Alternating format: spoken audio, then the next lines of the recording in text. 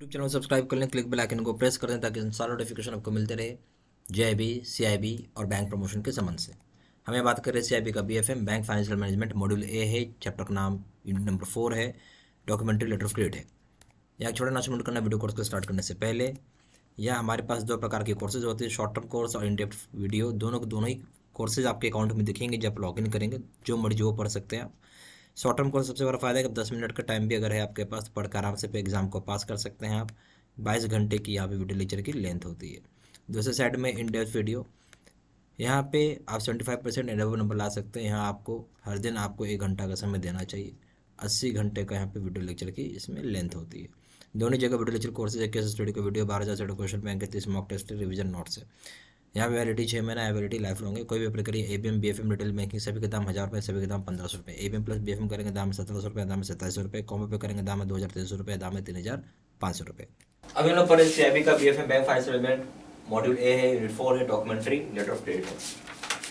तो सबसे पहला पॉइंट क्या है कि जब आप इंटरनेशनल ट्रेड करते हैं, इंटरनेशनल ट्रेड मतलब एक कंट्री से दूसरे कंट्री में जब ट्रेड करते हैं, मान लीजिए भारत में और अमेरिका में ट्रेड कर रहे हैं, तो इसको सर समझिए, आप भारत में हैं, ठीक है, आप भारत के मान लीजिए सेलर हैं, भारत से सामान बेच रहे हैं अमेरिका में, ठीक है, यहाँ पे आपका बायर है, ठीक है, भारत ने यहाँ सामान भेजा और इसको अमेरिका वाला यहाँ से क्या गुड्स यहाँ पे सेल किया, तो इसको क्या मिलेगा, डॉलर्स में पेमेंट जो आएगी, पेमेंट मिलना चाहिए डॉलर्स में।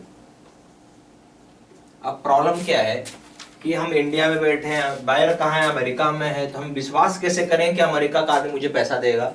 दूसरी बात, अगर ये आदमी पैसा पे कर देता तो भारत का आदमी सामान भेजेगा, इस बात की गारंटी कौन लेगा। अब समझ में आई बात। जो इंटरनेशनल ट्रेड होता है इसी चीज के ऊपर बेस्ड होता है, जहाँ एश्योरेंसेज होती, गारंटी होती है कि अगर इसने सामान बेचा है तो बायर उसको पैसा देगा, बायर ने सामान खरीदा तो सेलर उसको पैसा देगा। और यहाँ पे लेटर ऑफ क्रेडिट पिक्चर में आता है। तो इंटरनेशनल ट्रेड में जहां कहीं भी बायर और सेलर मान लेते कोई दो डिफरेंट कंट्री में है जैसे यहाँ है, या दो डिफरेंट कॉन्टिनेंट में है जैसे यहाँ पे है, लेटर ऑफ क्रेडिट बहुत ही फेवर्ड और कन्वीनियंट इंस्ट्रूमेंट है जो कि एश्योरेंस देता है कि सेलर जो सामान बेचा है उसको पैसा मिल जाएगा और बायर जो सामान खरीदा उसको सामान शिप हो जाएगा, ठीक है। अब इसी बात को हम लिख लेते हैं। हम क्या बोलेंगे कि in international trade where buyers and sellers are far apart in two different countries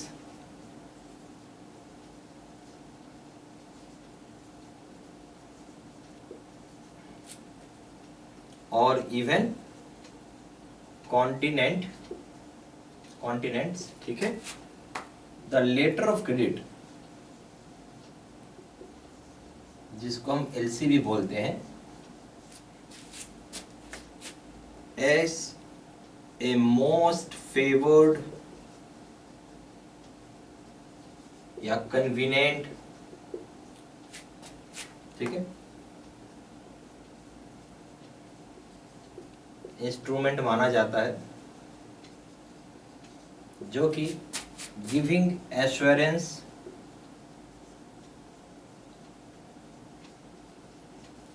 to the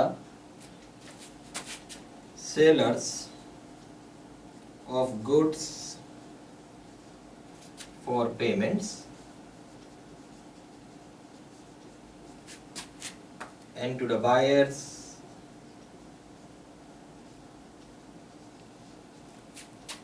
for shipping of goods, for shipping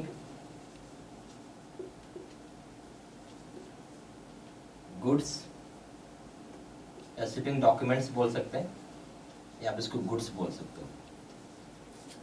basically क्या है, जब हम इंटरनेशनल ट्रेड करते हैं तो बायर्स और सेलर्स जो कि दो डिफरेंट कंट्रीज में होंगे या कॉन्टिनेंट में भी हो सकता है, लेटर ऑफ क्रेडिट जिसको हम एलसी बोलते हैं, ये बहुत ही फेवर्ड और कन्वीनियंट इंस्ट्रूमेंट माना जाता है जो कि आपको एश्योरेंस देता है। क्या देता है? एश्योरेंस देता है सेलर्स को, जो उसका सामान बेच रहा है उसको पैसा मिल जाएगा, बायर्स जो सामान खरीद रहा है उसको सामान शिप हो जाएगी, चाहे गुड्स उसको मिल जाएगी, ठीक है।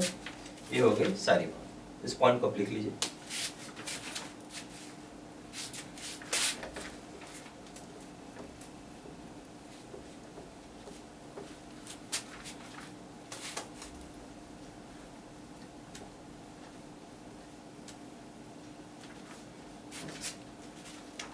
पॉइंट नंबर 2, अब हम यूनिफॉर्मिटी लाना चाहते हैं जो matter of letter of credit के ऊपर, लेटर ऑफ क्रेडिट के ऊपर हम चाहते हैं कि यूनिफॉर्मिटी हो पूरी दुनिया में, ठीक है, और जो उसकी ट्रांजेक्शन्स होती है लेटर ऑफ क्रेडिट की, तो हम पूरी दुनिया में चाहते हैं यूनिफॉर्मिटी। इसके लिए आईसीसी, जिसका नाम इंटरनेशनल चैम्बर ऑफ कॉमर्स, उसे कुछ रूल्स एंड प्रोसीजर्स निकाला है, ठीक है, और उसका कहना है कि इसका जो नाम है uniform customs and practices of documentary practices, जिसको मिलता है यूसीपीडीसी।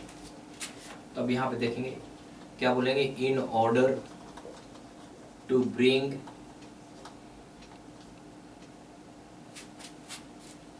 Uniformity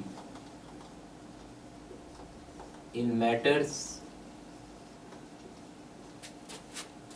pertains to LC documents and transactions,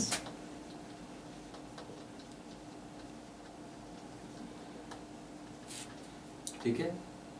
तो इसके लिए आईसीसी, समझे, आईसीसी जो है जिसको बोलते हैं इंटरनेशनल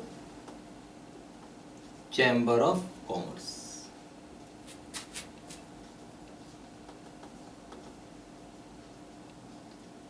ठीक है, इसने फॉर्म्ड रूल्स एंड प्रोसीजर्स, किस तरीके से काम करना है, ठीक है। Those are called UCPDC. Full form क्या है इसका, यूनिफॉर्म customs and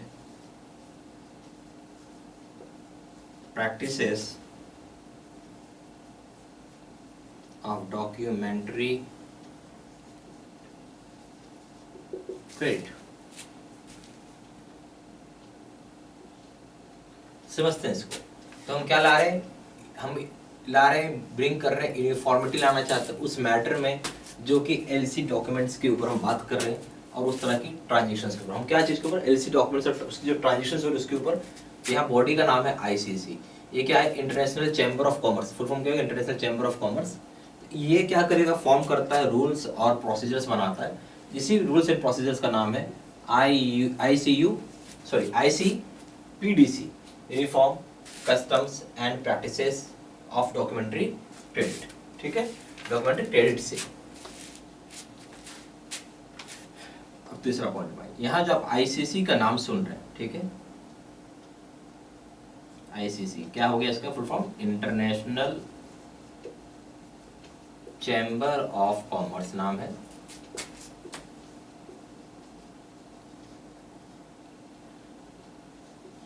तो आईसीसी कहाँ कब स्टैब्लिश हुआ था, आईसीसी स्टैब्लिश हुआ था आपका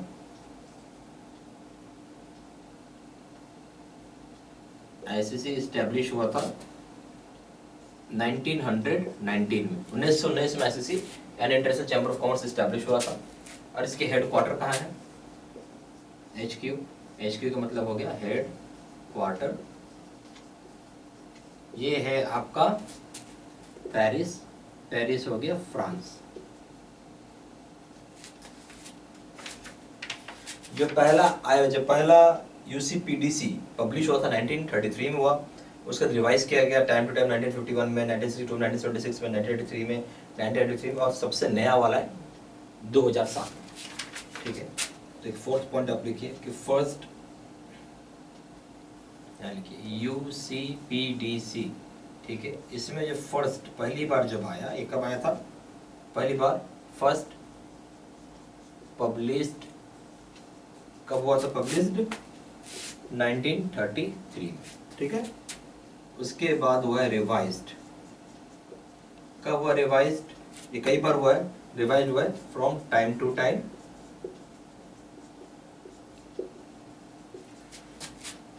1951, फिर हुआ 1962, फिर हुआ 1976, फिर हुआ 1983, फिर हुआ 1993। जो मोस्ट रिसेंट है वो हुआ है आपका रिवाइज्ड 2007। ठीक है,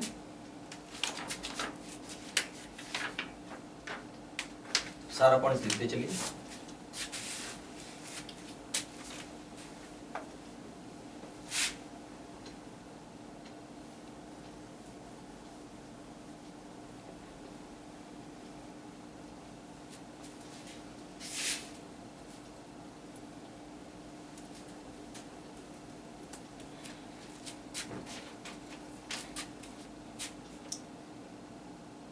जो हमारा लास्ट अपडेटेड बोलेंगे UCPDC है, ठीक है, कब हुआ था? 2007 में।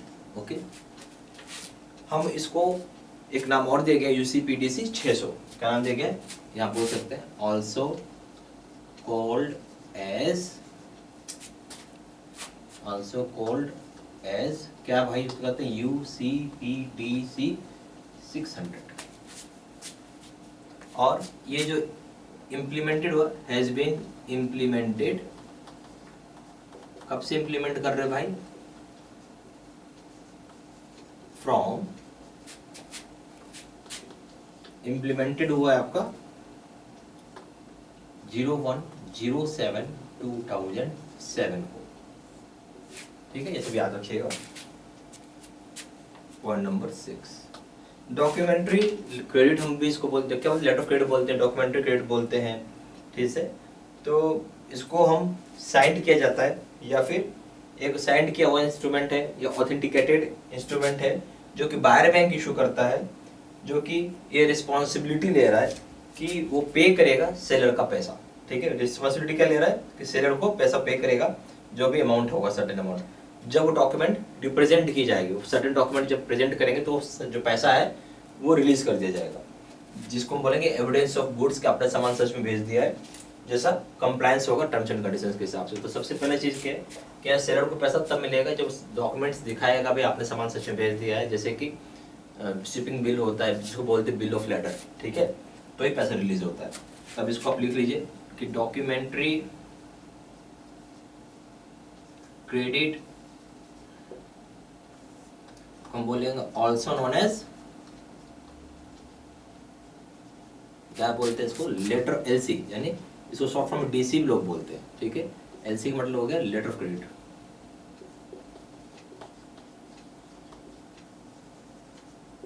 ठीक है, अब यहां देखिए, ये हम बोल सकते हैं can be defined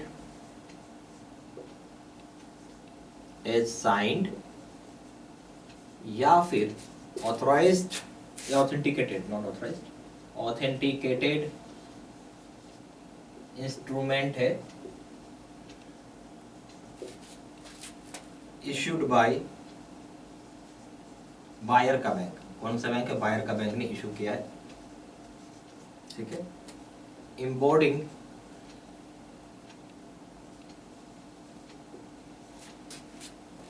N undertaking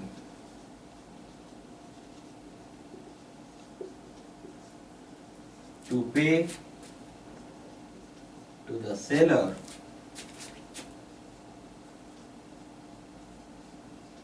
a certain amount of money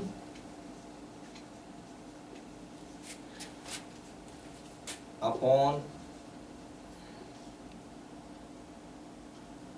presentation of documents.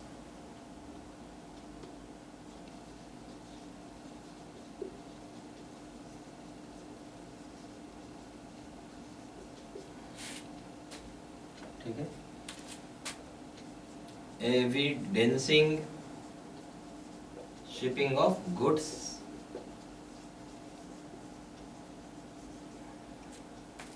as specified and compliance of other terms and conditions.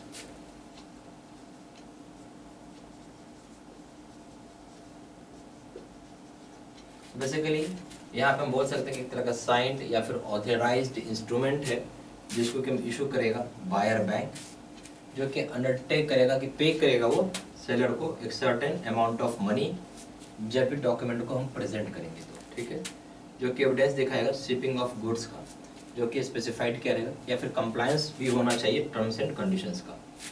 हम बोल सकते हैं डिफाइंड क्या क्या साइन किया हुआ है, ऑथेंटिकेटेड इंस्ट्रूमेंट है जो कि इशू किया जाता है बायर बैंक के द्वारा, जहाँ पे सेलर जो होता है responsibility certain some of amount money पे किया जाएगा जब भी आप प्रेजेंट करेंगे सर्टेन डॉक्यूमेंट्स, जो कि प्रूफ दिखाता है कि आपने सामान को भेज दिया है, जो कि स्पेसिफाइड होगा, कंप्लायंस होगा as per terms and conditions के हिसाब से, ठीक है। तो यहाँ पे दो तरह के कोर्सेज है, एक शॉर्ट टर्म, दूसरा इन डेप्थ वीडियो, दोनों ही कोर्सेज आप अकाउंट में देखेंगे। शॉर्ट टर्म कोर्सेज बहुत ही इफेक्टिव है, जहाँ आपका समय कम हो। मान लीजिए आप 10 मिनट के समय निकाल के पढ़ाई कर रहे हैं, ठीक है, तो 10 मिनट भी आप समय दे के पढ़ते हैं तो आराम से पेपर को पास कर पाएंगे। 22 घंटे का यहाँ पे वीडियो लेक्चर का लेंथ होता है, ठीक है। और इन डेप्थ वीडियो उनके लिए बहुत फ़ायदेमंद है जो थोड़ा नंबर लाना चाहते हैं, 75% एंड अबव। हर दिन आप 1 घंटा समय निकाल के पढ़ें। 80 घंटे का यहाँ पे वीडियो लेक्चर की इसमें लेंथ होती है। दोनों जगह वीडियो लेक्चर कोर्सेज है, केस स्टडी का वीडियो 12 का question bank 30 mock test revision notes है। यहाँ वैलिडिटी 6 महीना है, वैलिडिटी लाइफ लॉन्ग है। कोई भी अगर करें ABM BFM रिटेल बैंकिंग सभी के दाम 1000 रुपये हैं, सभी के दाम 1500 रुपये हैं। ABM प्लस BFM करेंगे दाम में 1700 रुपये, दाम में 2700 रुपये। कॉम्बो पे करेंगे दाम में 2300 रुपये, दाम में 3500 रुपये।